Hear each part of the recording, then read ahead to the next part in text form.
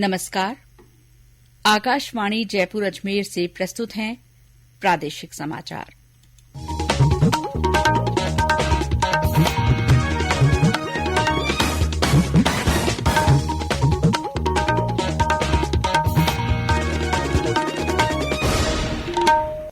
मुख्य समाचार।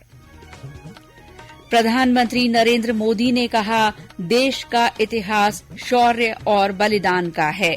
नई दिल्ली में लाचित बोरफुकन की 400वीं जयंती के समापन समारोह को संबोधित किया। संविधान दिवस कल। प्रधानमंत्री ई कोर्ट परियोजना के तहत उच्चतम न्यायालय में विभिन्न पहलों का शुभारंभ करेंगे। राज्यपाल कलराज मिश्र ने कहा, पर्यावरण प्रदूषण की तरह मानसिक प्रदूषण भी मानवता के लिए चिंता का विषय। भीलवाड़ा गोलीकांड मामले में एक युवक गिरफ्तार। जिले में मोबाइल इंटरनेट सेवाएं कल शाम 7 बजे तक बंद रहेंगी। और प्रदेश में ज्यादातर स्थानों पर तापमान सामान्य से नीचे रहने से सर्दी बढ़ी। 17 स्थानों पर रात का तापमान 10 डिग्री से नीचे।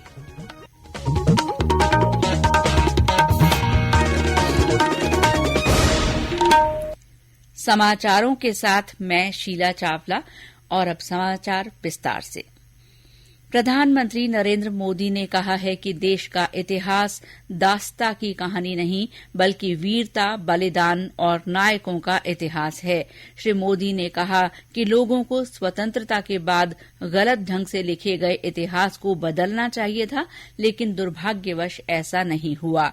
नई दिल्ली में लाचित बोरफुकन की 400वीं जयंती समारोह के समापन कार्यक्रम को संबोधित करते हुए प्रधानमंत्री ने कहा कि देश अब ब्रिटिश शासन के बाद हुई गलतियों को सुधार रहा है।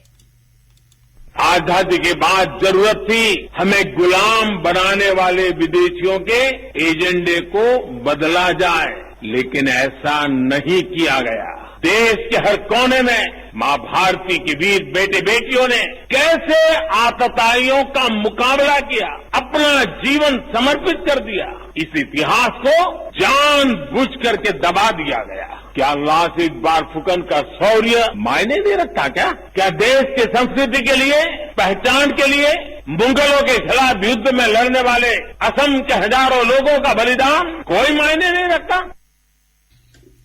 प्रधानमंत्री ने कहा कि लाचित बोरफुकन ने हमें अपने कार्यों से देशभक्ति का पाठ पढ़ाया।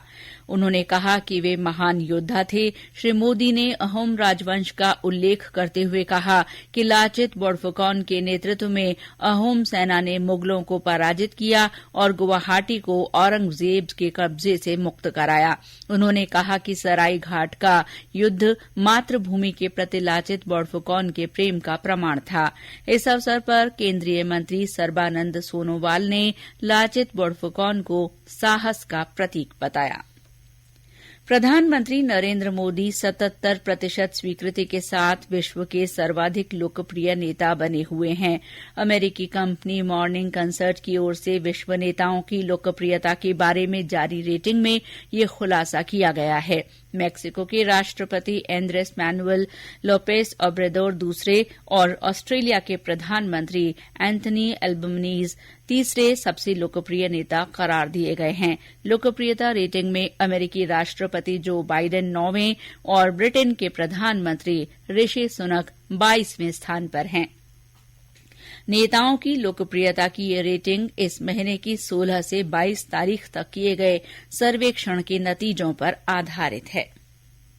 कल संविधान दिवस है। इस मौके पर नई दिल्ली में उच्चतम न्यायालय में आयोजित समारोह में प्रधानमंत्री नरेंद्र मोदी ई कोर्ट परियोजना के अंतर्गत विभिन्न पहलों का शुभारंभ करेंगे। इनमें virtual justice clock, justice mobile app 2.0 और डिजिटल कोर्ट वेबसाइट शामिल हैं।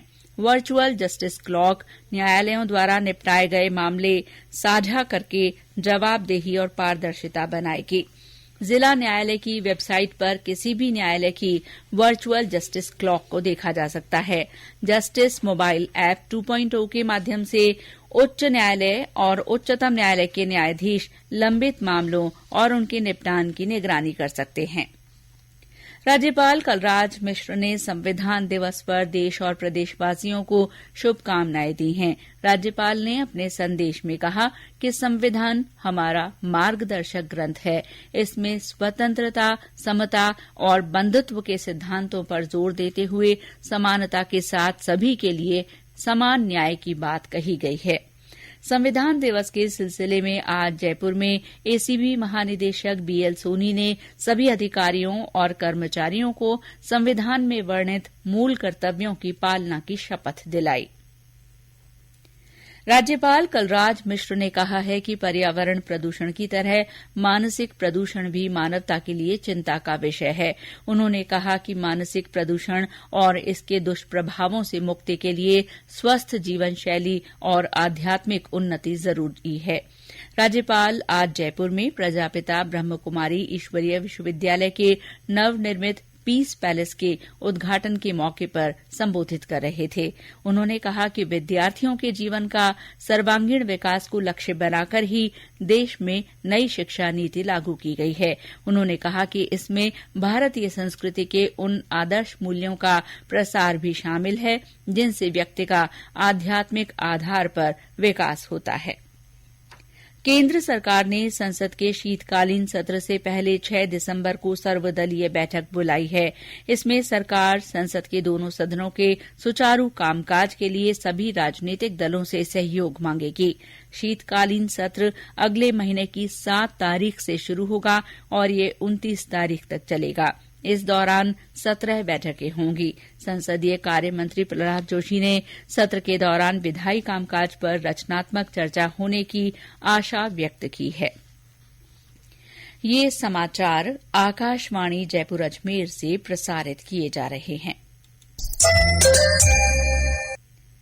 भीलवाड़ा शहर के बड़ला चौराहे के पास कल हुए गोलीकांड का पुलिस ने खुलासा कर दिया है। अजमेर रेंज के आईजी रूपेंद्र सिंह ने प्रेस वार्ता में बताया कि वारदात में शामिल एक युवक को गिरफ्तार किया गया है, जबकि एक नाबालिग को निरुद्ध किया गया है। वारदात के समय उपयोग में ली गई स्कूटी और हथियार बरामद कर लिए गए हैं। पुलिस इन दोनों से पूछताछ कर रही है। इस बीच जिले में मोबाइल इंटरनेट सेवाएं कल शाम 7 बजे तक बंद रहेंगी। इस घटना को मर्डर फॉर रिवेंज, बदले की भावना से किया गया घटना सामने आई है। इसी साल जो एक घटनाक्रम हुआ था जिसमें आदर्श तापड़िया नाम का व्यक्ति था जिसका मर्डर हुआ था, उसके मर्डर करने वाले के परिवार से जो है उनके ऊपर गोली चली है और जो तापड़िया फैमिली है वो वाला ग्रुप इस घटना में मुलजिम की कैटेगरी में सामने आया है। तो ये जो खुलासा है ये समय रहते ही हो गया है। इससे अग्रिम कार्रवाई पुलिस की जारी है और कानून व्यवस्था शांति बनी हुई है। प्रदेश की 24 ग्राम पंचायतों में आज सरपंच पद के उपचुनाव के लिए मतदान हुआ। मतदान समाप्त होने के बाद वहां मतगणना चल रही है और आज ही परिणाम घोषित कर दिया जाएगा। राज्य निर्वाचन आयोग ने कुल 36 ग्राम पंचायतों में सरपंच के खाली पड़े पदों के लिए उपचुनाव की अधिसूचना जारी की थी। 5 पंचायतों में सरपंच निर्विरोध चुने गए, वहीं 7 में एक भी नामांकन दाखिल नहीं होने के कारण चुनाव नहीं हो पाया।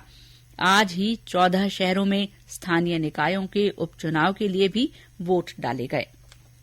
चूरू जिले के सरदारशहर विधानसभा क्षेत्र में उपचुनाव के लिए आज दूसरे दिन भी पोस्टल बैलेट के जरिए दिव्यांगों और बुजुर्गों ने वोट डाले। पूरे क्षेत्र में 797 दिव्यांगों में से अब तक 287 से अधिक वोट डाल चुके हैं। 80 साल से अधिक आयु के मतदाताओं से भी उनके घर से वोटिंग कराई जा रही है।